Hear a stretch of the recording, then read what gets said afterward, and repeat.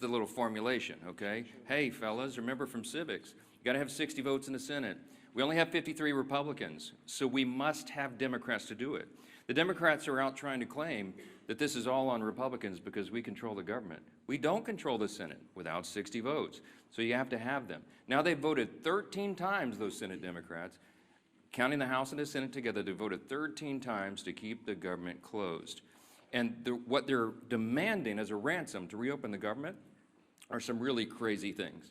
They want to restore $200 billion in health benefits paid for by U.S. taxpayers to illegal aliens and non-citizens. We can't do that.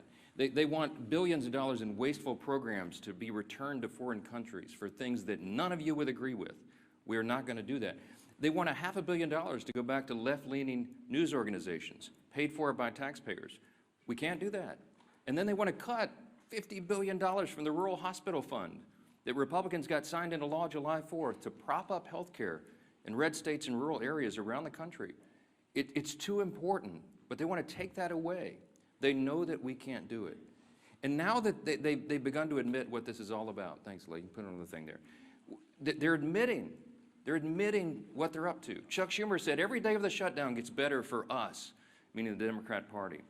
And you know, we had the second-ranked Democrat in the House, the minority whip, who just said a few days ago, the end of last week, that we know that this is causing great pain for the American people, but we have to use this leverage. We don't have many times where we have leverage like this. And so they've shown you what the real motivation is. But ultimately, why are they doing all that? Let me summarize this really quickly, as simply as I can, for the civic students back home. Republicans are not demanding anything, literally nothing. All we want is to reopen the government. The Democrats are demanding all those things I just showed you on the chart, plus a lot more. When I say they want to send money to foreign countries, this is some of the things that they would propose that we spend money on again. They're demanding, this is a ransom to reopen the government. Things like $4 million for global LGBTQI+ awareness campaigns around the world. $4 million for the LGBTQI+ democracy grants in the Balkans. They want $2 million for feminist democratic principles projects in Africa. We're not doing that. But again, the question is why? Why? This sounds crazy. It is. Why would they do this? And what we saw on vivid display over the weekend was the re-emphasis of this fact. This is motivated purely out of fear. And what do we mean by that? You saw the Democratic leader in the House, Hakeem Jeffries, endorse Zohran Mamdani for mayor of New York City on Friday. It was an illustration of what we're facing here. The Democrats right now fear the far-left activists more than they fear air traffic controllers, Border Patrol agents, American service members, and so many others missing their paychecks. They fear the Marxist insurgents like Mamdani more than they fear families and children going hungry from lapsed benefits that keep food on their tables. They simply fear losing their own political positions next November if they don't appease the angry far-left base right now. And they will appease that base at any cost, no matter how much pain's inflicted. In fact, they've said in their own words, this gets better for us day by day. How does it get better? Because they're proving to the angry far-left base in their party that they will prioritize them over the American people. And simply put, it's the profound fear in the Democratic Party that drives this shutdown. It is not principle, it is not policy, it is certainly not concern for the constituents that they say that they want to represent. We know that because even their own constituents now are begging Democrats to stop the political games and reopen the government. Just yesterday, the largest union of federal workers, the very people that the Democrats claim that they fight for, came out publicly and urged the Democrats to join the Republicans in passing the House's very simple short-term funding bill. Also, yesterday, the National Air Traffic Controllers Association began to put up flyers in airports to explain the real danger that is being imposed for air travel, air safety in this country, highlighting what the Democrats are doing. So I just want to say this simply to our Democrat colleagues. You have an off-ramp now. You painted yourself into a corner, but here's your off-ramp. The unions The largest unions are saying, please do this. You can claim that as cover and say that you had to do it. Reopen the government. Get it working for the people. It's our #1 priority and responsibility as members of Congress. But Senate Democrats have refused to do it for almost a month now. I've said it over and over, Republicans have done our job. We passed the clean short-term funding extension to keep the lights on and pay all these workers and our troops and fund programs like SNAP and WIC that Americans need and rely on. And in the meantime, Republicans have been working very hard around the clock every day of this Democrat shutdown to do our best to reduce the pain for our constituents. In our districts, we got a video running over here just showing some highlights of what all the House Republicans are doing and have been doing for the last few weeks. Out in their districts, they're trying to help Americans navigate the crisis that the Democrats have created with their selfish political decisions. Here's a few more examples this morning we wanted to highlight. In Montana, Congressman Troy Downing, these are all Republicans doing work back home. He's met directly with his TSA officers and air traffic controllers who continue to show up to work while Democrats keep the government closed. In New York, Congresswoman Nicole Malliotakis has been working around the clock, hand in hand, for example, with her local national park officials to organize community cleanups and maintain our public lands, doing the work Democrats left behind as park rangers and visitors staff remain furloughed under their shutdown. In Sullivan County, Indiana, and down in South Texas, you have Congressman Mark Messmer and Brian Babin. They've strategized with rural hospital leaders to ensure that these communities are able to access that $50 billion rural hospital fund, by the way, that the Democrats want to defund.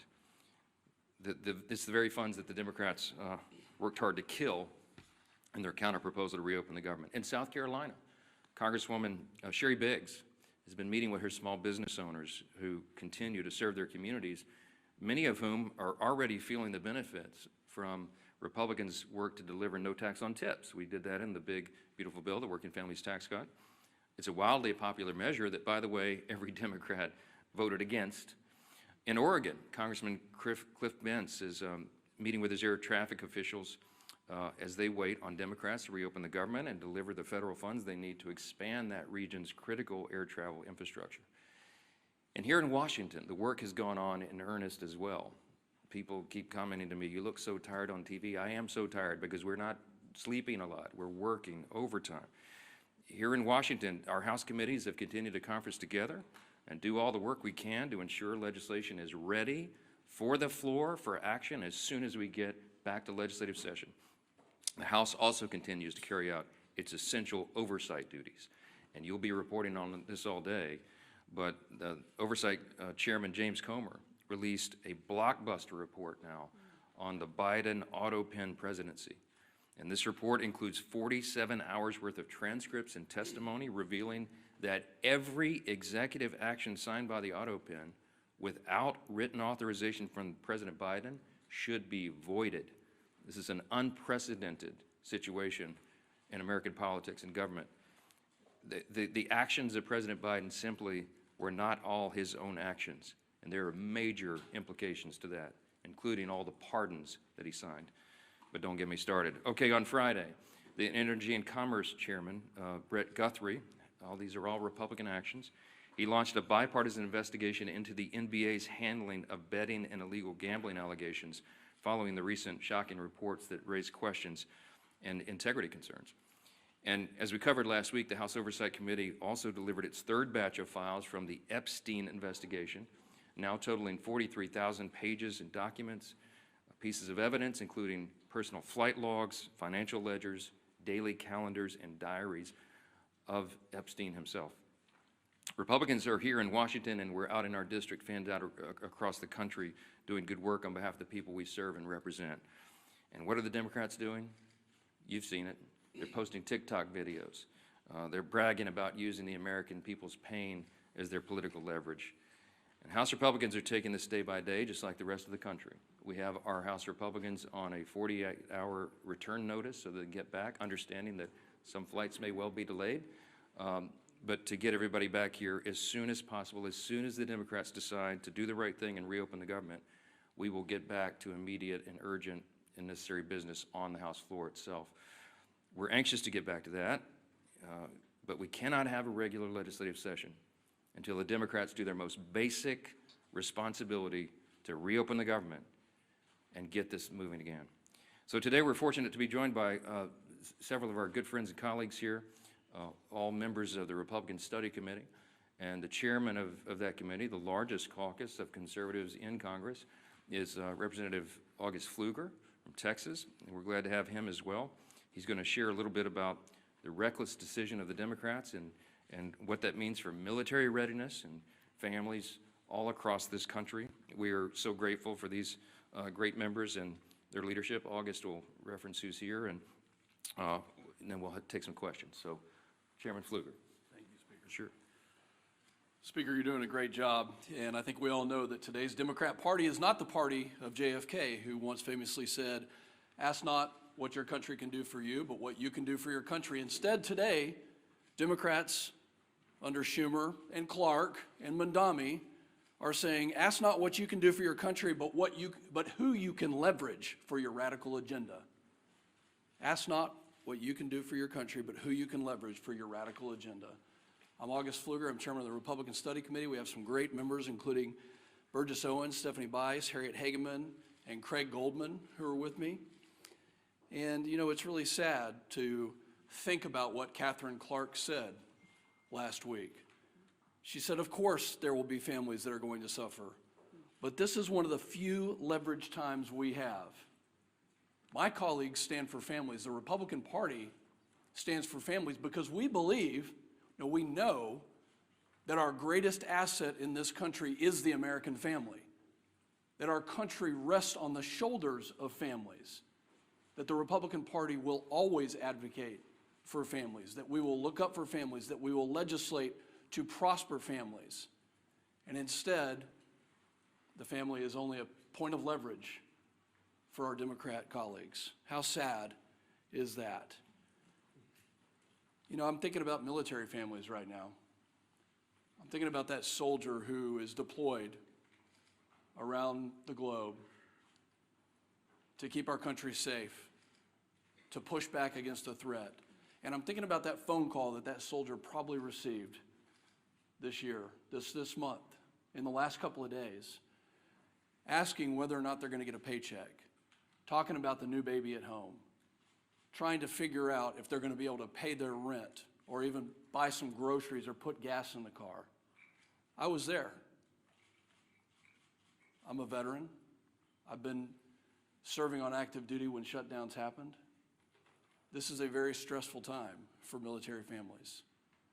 And commanders right now, instead of being focused on the mission, instead of being focused on the threat, instead of being focused on the training and the exercises that keep our readiness and our lethality at the highest possible levels, now they're focusing all of their attention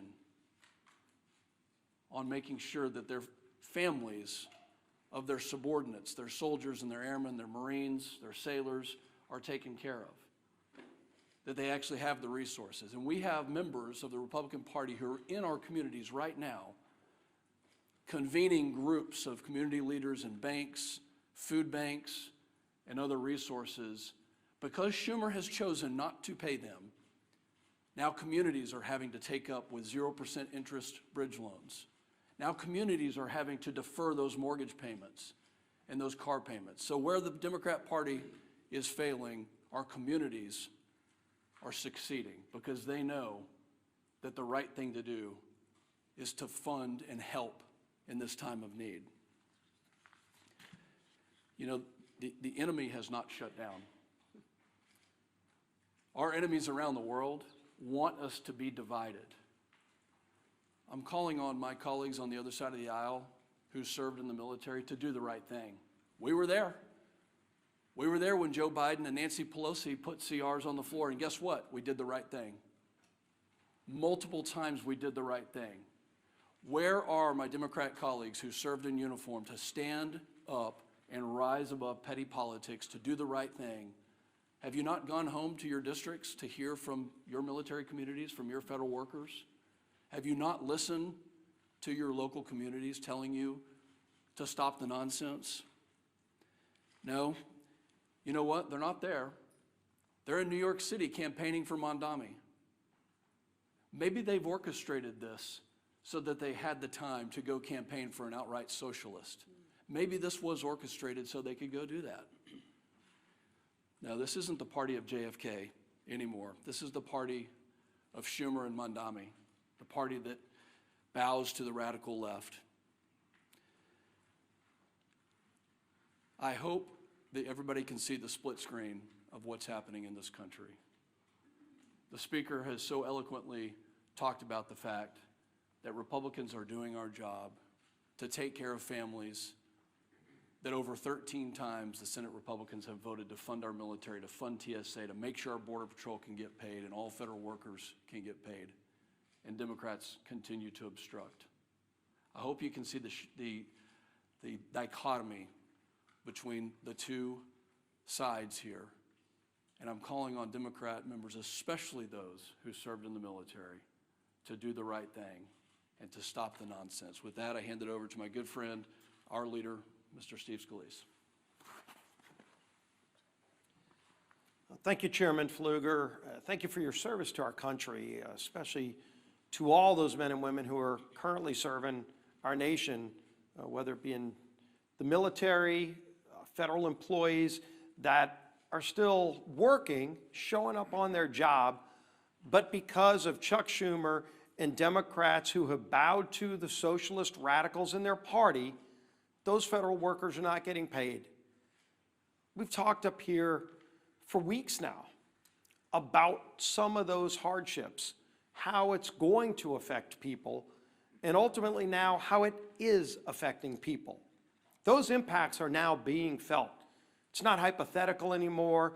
It's not some memo from a department laying out what might happen. We're starting to hear those stories. You can see, and our conference chair, Lisa McLean, has done a really good job of compiling a lot of the work that's being done by many of our colleagues. One of the reasons we're not meeting in session is because the Democrats shut down the government, but also because of that shutdown, our members are now busy in their districts mopping up a lot of the mess created by those Democrats because of the shutdown, the hardships it's created on families. And those are real hardships, and I applaud my colleagues who are in their districts trying to figure out ways to help people during this difficult time, working with food banks to get food to people who are missing SNAP benefits, WIC payments, military members who are not getting paid, but they're overseas, as Chairman Pfluger talked about. While their family's still here, those babies still have needs, and yet the paycheck's not coming in. Those bills are still due. And Democrats think this is some kind of game. Speakers talked about this over and over again, but what has their reaction been? Not figuring out a solution to get out of it, an off-ramp. It's doing stupid TikTok videos, making fun of this situation, thinking that the American people are leverage in their game to get some kind of unachievable goal, $1.5 trillion in new spending, $200 billion in taxpayer benefits for illegals, gutting $50 billion out of a healthcare fund for rural hospitals. And again, they try to claim it's about something else. Maybe it's about healthcare. Well, if it was about healthcare, they wouldn't be gutting $50 billion out of the rural healthcare fund. They wouldn't have fought, by the way, on the Senate floor months ago to remove a provision, the cost-sharing ratios, that would have lowered premiums on families by 11%. It was in our bill. We voted for it, passed out of the House. Democrats are still to this day bragging that they removed that provision from the bill that would have lowered premiums, health insurance premiums on families by 11%. And they want to talk about health care? Give me a break. Look at what they've done. They've wrecked the health care system. They fought to raise premiums on families. Democrats have over and over again, and now they're imposing real pain on American families with this shutdown. We've got some new numbers that have come in, and these are not good numbers, unfortunately. Reuters reported more than 2,700 flight delayed nationwide on Monday, and more than 8,600 flight delays just Sunday. 8,600 flight delays. Think of how many families were impacted. Every flight, well over 100 people on each one of those 8,600 flights that were delayed, all because Chuck Schumer and radical Democrats want to use American people as leverage. A Democrat aide said they won't concede short of, quote, planes falling out of the sky. Who are these people? Didn't they once care about this great nation and making it better? And now they think if a plane falls out of the sky, that's their leverage? For what? Goodness. Chuck Schumer, quote, every day gets better for us. Who is us? Because I can tell you who them are. The American people are sick and tired of Chuck Schumer and his friends thinking it's a better day for him when they are feeling more pain. Senator Coons, quote, the point of this shutdown is not just suffering for suffering's sake, but to make a point, as if suffering of the American people is not enough. We've heard, of course, over and over again, Catherine Clark, shutdowns are terrible. Of course, there will be families that are going to suffer, but it is one of the few leverage times we have. They keep saying over and over again, they know American people are suffering. They don't care. They want leverage for themselves. They want to show off to their radical socialist base. Bernie, of course, Bernie Sanders, who was on the stage with AOC over with Mandami the other day with their socialist love fest. Bernie, quote, you reopen the government and we lose our leverage. That's what this whole shutdown is about. They're telling you what they mean. Democrats source in the Hill article last week that we talked about, quote, we would have enough votes to reopen the government if people were not terrified of getting the guillotine. This is Democrats being afraid of their own base because their base is so radical that they're afraid of their base. The American Federation of Government Employees, we talked about this yesterday, came out and said, quote, it's time to pass a clean continuing resolution and end this shutdown today. No half measures and no gamesmanship. Rep. Amelia Sykes said, quote, we know that people are going to suffer if we don't open the government. People will go hungry. Well, she knows it. She's causing that hunger, but let's put a point on this. In an ABC article regarding the 42 million Americans that are going to lose SNAP benefits next week, Joel Berg, who's the CEO of the nonprofit Hunger Free America, said this, quote, we are going to see the greatest hunger crisis since the Great Depression. And that's not hyperbole, that's just true.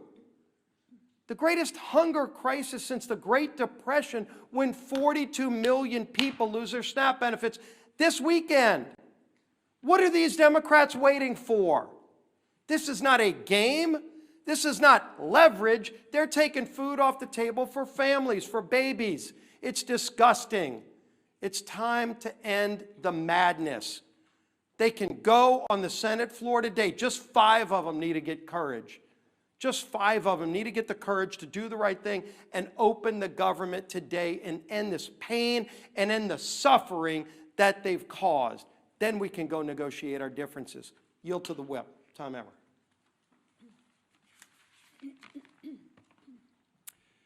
As has been mentioned, yesterday the largest federal workers union in the country, they represent 820,000 federal workers, released a statement calling on Democrats to stop playing political games, pass our clean CR, and reopen the government.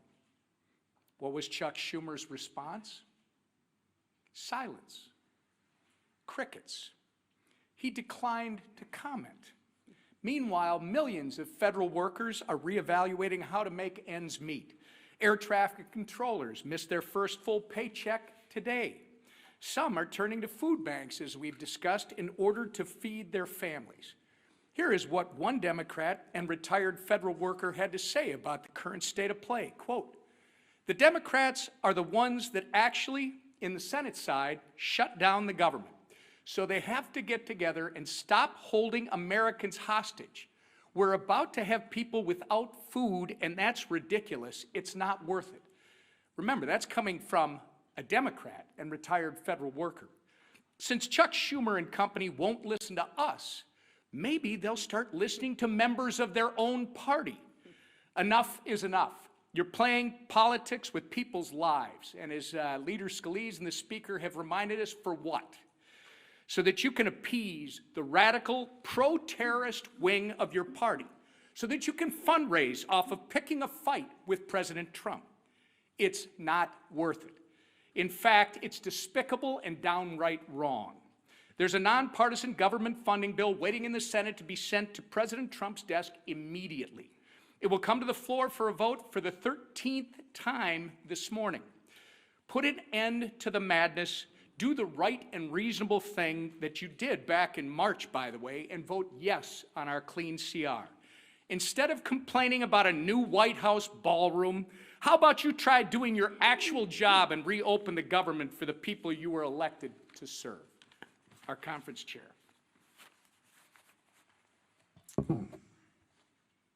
Thank you and good morning, everyone. And I first want to extend a thank you to the RSC chair and the members of the RSC who are here today. And thank you for all the work that you've been doing in the district. I know we appreciate it, and more importantly, I know your constituents appreciate it. I know I've been standing at this podium with Speaker Johnson and House leadership for weeks now. And every time we have said the same thing. Republicans voted to keep the government open. Democrats voted to shut it down. Period. It is that simple. This week, more than any other week, the consequences become impossible to ignore. As of yesterday, more than 10,000 flights have been delayed because of staffing shortages. By the end of this week, nearly 2 million paychecks will be missed by Americans. And by Saturday, 42 million Americans will lose their SNAP benefits. Let that sink in. 42 million Americans will lose their SNAP benefits this Saturday because Democrats want to use them as leverage. This is real pain, real fear, and real consequences. And Democrats are using that as political leverage. And leverage for what? Ask them this. Leverage for what? To force through illegal benefits for illegal immigrants to the tune of $1.5 trillion? They'd rather do that and put 42 million Americans at risk of losing their SNAP benefits. That's what they're choosing. That's what they're choosing. Let that sink in for a minute. This isn't leadership. This is cruel and disgusting, and it's cruelty disguised as politics. Even the president of the largest federal workers union, and I don't know if you noticed that, but he doesn't exactly always cheer for Republicans, but this gentleman is actually begging the Democrats to do the right thing and end the shutdown. While Democrats posture in front of the cameras, Republicans are actually out in their districts working. Just take a look at the video that we've been playing all morning, right? Don't let the facts get in the way of the good story. Republicans, like the colleagues you see behind me, have been in their district working for the American people who are suffering from this Democratic Schumer-led shutdown. You will see Republicans volunteering at food banks, Republicans supporting rural hospitals, Republicans cleaning up national parks, and Republicans helping people in real ways. Republicans believe in solutions, not stunts. We believe in serving the American people, not using them.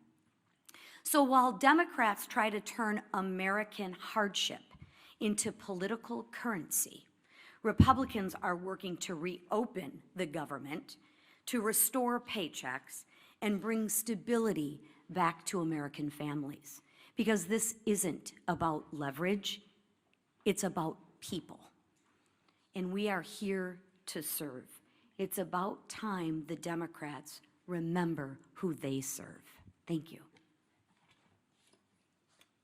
All right, questions? Go ahead first. Go ahead. Earlier this week, President Trump floated running for president again in 2028. Are you comfortable with those comments, and you're a constitutional lawyer, would that violate?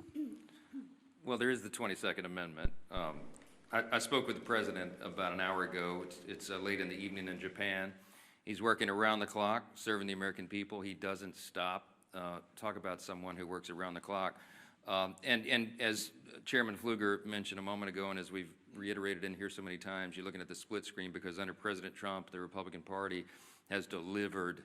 I mean, you're talking about reducing taxes, reducing regulations, cutting fraud, waste, and abuse, ended the border crisis, ending the crime crisis, resolving conflicts, wars around the globe, and working on these amazing trade agreements. It's been a great run. But I think the President knows, and he and I have talked about the constrictions of the Constitution, as much as so many of the American people lament that. The Trump 2028 cap is one of the most popular that's ever been produced, and he has a good time with that, trolling the Democrats whose hair is on fire about the very prospect. But I do believe that we've got 3 extraordinary years ahead of us, and the 2 years of the Trump administration are going to be an incredible thing. And I don't see a way to amend the Constitution because it takes about 10 years to do that, as you all know, to allow all the states to ratify what 2/3 of the House and 3/4 of the states would approve. So I don't see the path for that, but I can tell you that we are not going to take our foot off the gas pedal. We're going to deliver for the American people, and we've got a great run ahead of us. We'll have 4 strong years. Yeah, second round. The White House was able to find funding for the military, for WIC, for farmers. Should the White House now be able to find some funding for the SNAP program if they've done it for all these other ones? They certainly tried. I mean, one of the reasons that this shutdown has not yet been as painful as it might otherwise have been is because the President is bent over backwards, the administration. Think of it this way. The White House, the executive branch in a shutdown, has a large control panel full of dials. Under the Obama administration, they turned those dials, the pain dials, to 10 immediately. You remember it was so egregious to us, speaking of our veterans. I mean, they put yellow crime tape around the World War II memorial so that people who would serve their country could not go visit the memorial. They wanted it to hurt. The Democrats have shown, and they've said in their own words, this is leverage. It gets better for them every day. They don't mind inflicting pain on the American people if they can somehow get some sort of political points out of it. The Republican Party is the opposite, and President Trump has proven that. Every day of this shutdown, he has tried to move funds around to find unobligated funds to cover the bases, to get the troops paid in the middle of October, and to make sure that WIC funding is not resolved. You know how he's getting women, infants, and children funding done?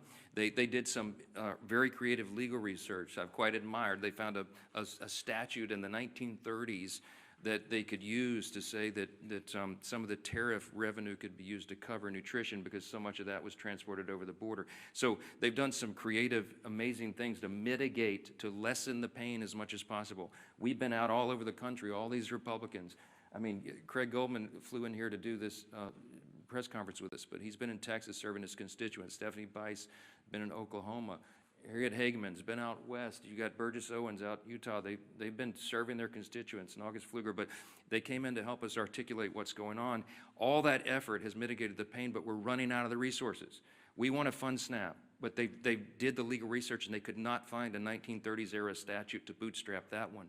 The contingency fund was approved by Congress. And when the Democrats voted against the CR, they voted against the ability of us to use that money. And so 42 million people are going to suffer because they're playing political games. There's nothing, the White House has run out of it. They have all the pain dials turned back to just a 0 or a 1 as best they can. But when you're out of resources, they go all the way up.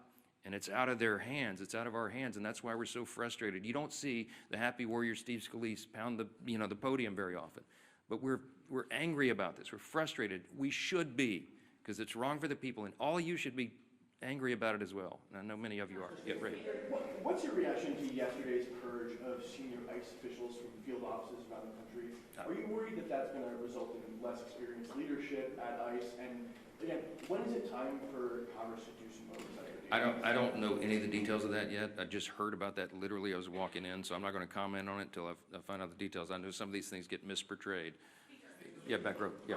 On the auto pen investigation and the Oversight Committee's report that was released this morning, some Senate Republicans have suggested that perhaps there isn't a legal avenue to void the pardons that were signed by by the auto pen and these executive authorities. Do you think that there is a legal avenue? That's what the investigation concluded, that any of those executive actions that were signed by the auto pen and the Biden administration should be void. Do you think that's possible? Nothing this incredible and insane has happened before. This was not something that the forefathers anticipated. It's unprecedented. There is no legal precedent because no previous president had an auto pen or had the audacity to have people signing things on their behalf when they didn't even know what was in it. And so we're in uncharted waters as a nation. As we say up here all the time, we're so tired of making history. I just want normal times, normal Congress again. But the Biden administration was unprecedented in so many ways, and the president was checked out of his job for quite some time, and everybody knows it. And there was a cover-up. The people around him who were they would give him scripts to follow. They would point him literally in the direction, stand here, sir, wave like this. And he didn't know what he was signing. So there's all sorts of just incredible implications. It sounds like a terrible novel or something, but this is reality. And so the pardons, for example, he pardoned categories of violent criminals and turned them loose on the streets. And he didn't even know what the categories were, apparently, much less the individual people that he pardoned. They're invalid on their face. I mean, I used to be a constitutional law litigator. I would love to take this case and go into the courts and make that law to set the precedent. You can't allow a president to check out and have unelected, unaccountable, faceless people making massive decisions for the country. Think of the executive orders that were signed with the auto pen. When he paused LNG exports, liquefied natural gas, to our European allies around the world, I confronted him about it, by the way, the one meeting they allowed me to have with him as Speaker in the Oval. And he looked at me as if it hadn't happened, and he said, I didn't do that. And it occurred to me, he wasn't lying, he honestly didn't know. Do you know what the implications of pausing LNG exports were around the world? It made all of our European allies had to buy their natural gas from Vladimir Putin, which fueled his war machine, to go conduct his war on Ukraine. It destabilized our energy sector, and it had us step back 3 or 4 steps of energy dominance around the world. Thankfully, we're back now because we have a commander-in-chief who's fully in command and understands the necessity, energy policy being national security policy. I could go on and on and on in every category. Huge implications. What does it mean for us? How do you unwind it? I don't know. But it will be determined in the courts ultimately. And these are unprecedented cases of first impression, as we say, because it's never been tested before. But man, is it dangerous stuff. Front row.